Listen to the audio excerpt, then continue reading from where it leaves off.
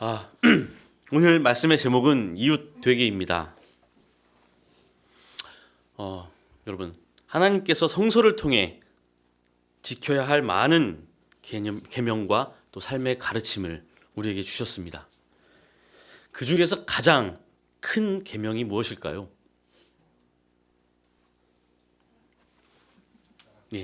바로 그것은 내 마음을 다하고 목숨을 다하고 내 힘을 다하고 내 뜻을 다하여 주 너의 하나님을 사랑하여라입니다. 하지만 이것이 전부가 아니죠. 곧이어 하나님께서는 그 하나님을 사랑하는 방법을 우리에게 보다 구체적이고 또렷하게 알려주고 계십니다. 그것은 다름 아닌 내 이웃을 내 몸과 같이 사랑하여라입니다. 사실 성서에 기록되어 있는 모든 계명과 삶의 가르침은 이 두 문장으로 요약될 수 있습니다. 그리고 이는 성서 전체의 맥을 하나로 이어주는 핵심 주제이기도 합니다. 하나님 사랑과 이웃 사랑. 이 두 가지 계명은 우리 신앙의 본질이고 우리가 우리의 전 생애를 통해 지켜야 할 가장 고귀한 가치입니다. 그렇습니다. 우리가 하나님을 우리 삶 가운데 기억하고 예배하며 찬양하고자 한다면 이 말씀을 항상 우리 가슴속 깊이 우리 삶 가운데 보다 또렷이 드러날 수 있도록 새기고 실천해야 할 것입니다. 이것이 바로 그리스도교의 신앙의 본질이며 핵심이기 때문입니다. 그렇다면 하나님을 사랑하는 것과 이웃을 사랑하는 것 중 우리가 실질적으로 우리 삶을 통해 실천할 수 있는 것은 어떤 것일까요? 과연 우리가 하나님을 사랑할 수 있는 방법이 있긴 할까요? 사실 우리는 하나님을 직접적으로 사랑할 수 없습니다. 우리 인간은 그 존재의 특성상 그리고 그 본질상 하나님을 직접 경험하고 만날 수 없습니다. 성서를 통해 알 수 있듯이 인간은 언제나 어떤 그 무엇인가를 통해서 하나님을 만나고 경험할 수밖에 없습니다. 사실 하나님뿐만이 아닙니다. 우리는 인간과 인간 서로의 관계에 있어서도 마찬가지입니다. 우리는 상대방을 직접적으로 경험하거나 알 수 없습니다. 나의 편견, 나의 시각, 나의 경험, 나의 언어의 틀, 나의 사고의 틀을 통해 상대방을 경험하고 만날 수밖에 없습니다. 하물며 하나님이야 어떻겠습니까? 신화와 신비의 언어들로 세상을 표현하던 때 인간은 하나님을 종교적 상징과 현상을 통해 인식하고 표현했습니다. 천사들과 환상들, 불타는 떨기나무, 구름 기둥과 불기둥, 언약궤와 신비한 음성들, 기적과 기사들. 이 모든 것들은 사실 하나님 그 자체가 아닌 하나님께서 자신을 드러내는 여러 방법 중 한 가지일 뿐이었습니다.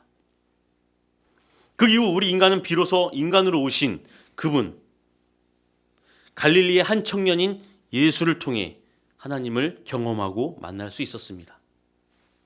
인간 예수를 하나님의 아들로 고백함으로써 그리고 인식함으로써 우리는 인간을 통해 하나님을 경험하게 된 것입니다.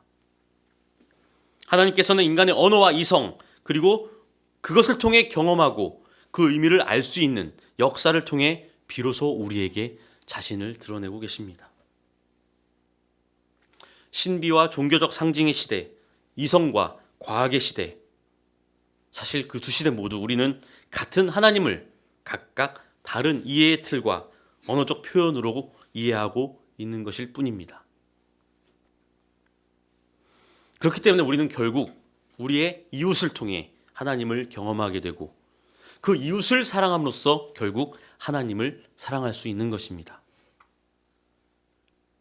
그리고 그것을 그리스도교적 언어는 복음 전파, 즉 선교라는 단어로 집약하여 표현하고 있습니다. 대부분의 그리스도인들은 흔히 선교하면 무엇을 떠올릴까요? 그죠? 아까 교사 예배 드릴 때는 뭐 여러 가지가 나왔습니다. 아프리카, 오지, 노방전도 이런 게 나왔는데 바로 핵심을 찝어주셨습니다. 그 모든 것을 포괄하는 전도를 떠올립니다. 하지만 특정 종교의 가르침을 전한다 혹은 특정 종교에 귀의시킨다는 의미를 가진 전도는 하나님의 구원의 의지를 이 세상에 실현한다. 하나님 나라를 이 땅에 실현한다.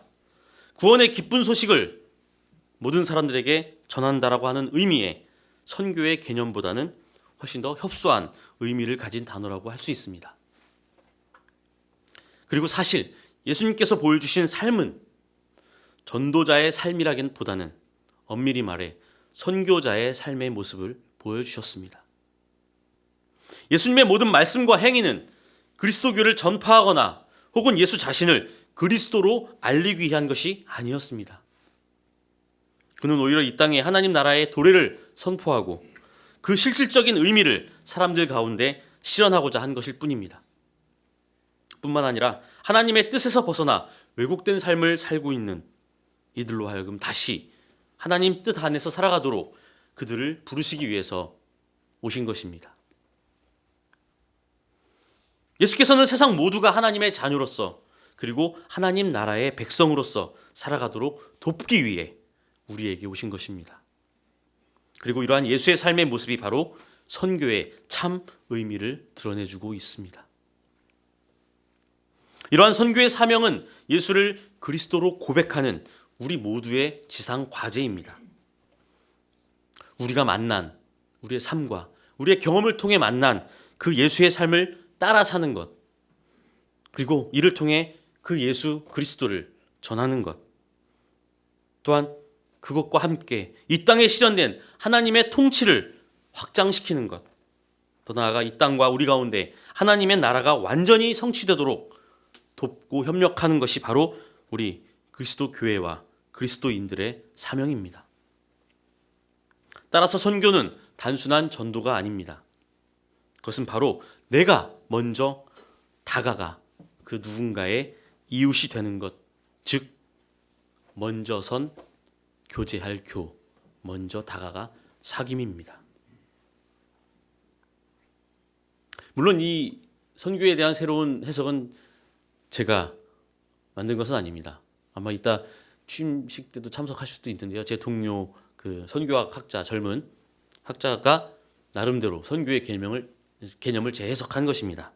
우리는 교리나 종교의 가르침을 전하는 것이 선교라고 생각했지만 사실 그 우선 예수께서 우리에게 보여주신 선교는 바로 내가 먼저 다가가 사귀는 것이라는 겁니다. 그리고 오늘 우리가 읽은 모두가 잘 아는 선한 사마리아인의 비유에 그 핵심 비밀이 담겨져 있습니다. 무엇이 선교인지. 예수께서 선교자로 파송하신 제자 72명이 다시 돌아와 선교 결과를 보고하는 자리였습니다. 선교의 사명을 잘 감당하고 돌아온 제자들의 기쁜 소식을 들으신 예수께서는 하나님께 감사 기도를 드립니다. 그런데 여기에 재밌는 사실이 하나 있습니다.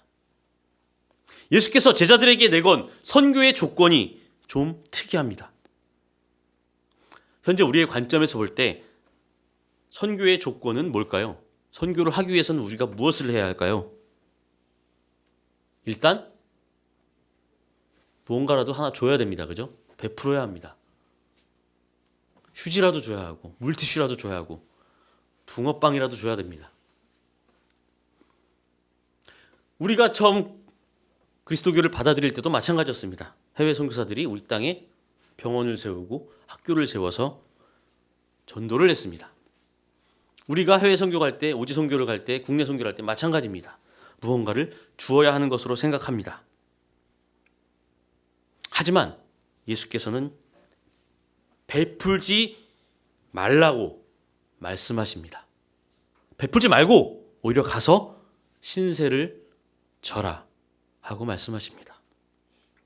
그리고 그 보냄을 받은 제자들에게 베풀지 않는 고울이나 사람들이 있다면 저주하라고 말씀하십니다. 참 이상합니다. 아마 그 자리에 앉아있던 한 율법학자, 우리처럼 이상하다 여겼을지 모릅니다.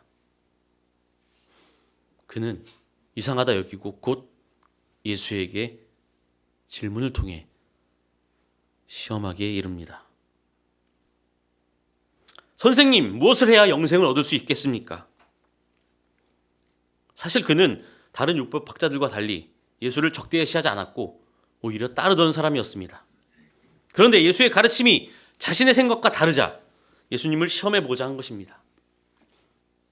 그런데 예수께서는 오히려 그에게 역으로 질문을 던지십니다. 하나님께서 율법에 무엇이라 기록하였으며 너는 그 말씀을 어떻게 해석하느냐? 대답을 기대했던 율법학자는 예수에게 다시 되물으시자, 예수께서 다시 되물으시자 이렇게 대답합니다.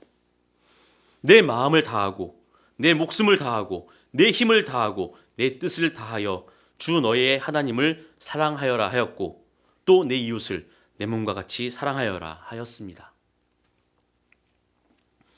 어디서 많이 들은 말씀이죠? 네, 그렇습니다. 그는 예수님께서 바라시던 답을 정확히 알고 있었고 그대로 대답했습니다. 그는 역시 율법학자답게 하나님의 말씀의 본질을 꿰뚫고 있었습니다. 하지만 아쉽게도 거기까지였습니다. 그는 알고만 있었을 뿐 그것을 실천하지는 못했습니다. 아니, 어쩌면 그것을 실천할 구체적인 방법을 몰랐을 수도 있습니다. 혹은 용기가 나지 않았을 수도 있습니다. 그리고 그 마음을 아시는 예수께서는 그에게 대답한 그대로 행하라고만 말씀하십니다. 그러면 영생을 얻을 것이다라고 말이죠. 만약 그 율법학자가 여기서 예수의 말씀에 순종해 지금까지의 삶을 돌이키고 자신이 정확하게 알고 있는, 하지만 그동안 머리로만 알고 실제로 실천하지 못했던 그 하나님의 뜻을 실천하며 살겠노라고 고백하고 다짐했다면, 그리고 실제로 실행에 옮겼다면 그는 정말 영생을 얻고 성서에 기록되었을지도 모릅니다. 하지만 그는 그렇게 하지 못했습니다. 그는 지난 자신의 삶을 돌아보지 않고 오히려 그것을 감추고 자신의 외적 외로움만을 드러내기 위해 다시 예수께 되묻습니다. 그렇다면 내 이웃은 누구입니까? 그는 교만했습니다. 율법학자로서 자신이 하나님을 직접 알고 있고 그렇다라고 확신하고 있었습니다. 마치 율법 조항, 그 문자와 하나님을 동일시했는지도 모릅니다. 따라서 그가 예상했던 대답은 아마 너와 함께 지내는 종족, 유대인 혹은 할례받은 자들, 그것도 아니면 하나님의 율법을 잘 알고 또 잘 지키는 사람들이 너의 이웃이다라고 대답을 바랬는지도 모릅니다. 하지만 예수님의 대답은 전혀 그가 예상하지 못했던 것이었습니다. 예수께서는 선한 사마리아인의 비유를 통해 강도 만난 사람을 도와준 유대인들이 그토록 더럽게 여기고 이방인 취급하는 사마리아인이 바로 이웃이다라고 하신 것입니다. 아마 그 율법학자는 끝까지 그 사마리아인을 이웃으로 여기고 싶지 않았는지도 모릅니다. 그래서 그는 그저 자비를 베푼 사람이라고 대답한 것이죠. 결국 예수께서는 그 율법학자에게 너도 그 자비를 베푼 사람처럼 행하라고만 말씀하고 계십니다. 사랑하는 들꾼님들, 예수께서 이 선한 사마리아인의 비유를 통해 우리에게 말씀하시고자 한 것이 무엇일까요? 그것은 바로 지금 가서 누군가의 이웃이 되어주라는 것입니다. 내가 내 몸과 같이 사랑할 이웃은 누구입니까? 라며 묻는 율법학자의 질문은 그 자체로 사실 잘못된 질문입니다. 그는 이미 자신의 머릿속에 자신이 사랑할 이웃을 정해놓고 그 범위를 한정지어 놓고 있었기 때문입니다. 하지만 예수께서 하시고자 하는 말씀은 바로 너 스스로가 어느 누구에게나 자비와 사랑을 베푸는 이웃이 되어야 한다는 것입니다. 근데 여기서 그치지 않습니다. 더 놀라운 비밀이 숨겨져 있습니다. 그것은 바로 강도 만난 사람이 누구인가 하는 것입니다.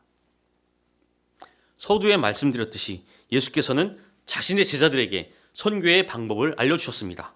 그것은 베푸는 것이 아닌 오히려 그들로 하여금 베풀도록 하라는 것이었습니다.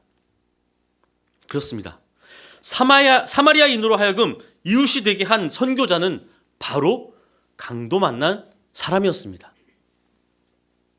우리에게 하나님 나라의 기쁜 소식을 전한 이 예수 그리스도가 어쩌면 우리에게 강도 만난 사람이었는지도 모릅니다.